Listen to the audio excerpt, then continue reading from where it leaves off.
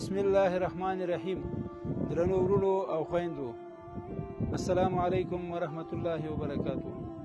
موږ د احساس د دې مهنت کشو، زحمت کشو او خواریکښو رضاکارانو سره د هرات ولایت د ګلران ولسوالۍ د بوتان په کلي کې او دا کلی هم د زندهجان ولسوالۍ سره نښتی ده. نو په دې اساس باندې په دې زلزلې کې د دې خلکو کورونه هم وران سوي دي او دې خلکو ته ډېره شدیده صدمه رسېدلې. نو موږ د احساس مؤسسې لخوا 180 کورنیو ته دلته کومک راوړی ده چې ستاسې وینې وریجې دي، غوړي دي او اکثره خوراکي مواد پکې دي.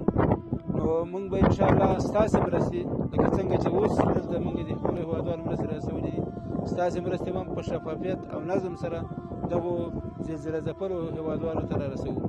د خپلو مرستو د وخت په وخت رسولو لپاره، د خپلو مرستو د منظم ویش لپاره، د خپلو مرستو په شفافیت باندې د ویش لپاره احساس خیریه مؤسسه انتخاب کړئ. احساس خیریه مؤسسه ستاسې او د دې زلزله ځپلو هېوادوالو، فقیرو هېوادوالو، نیستمنو هېوادوالو ترمنځ د پله بڼه لري.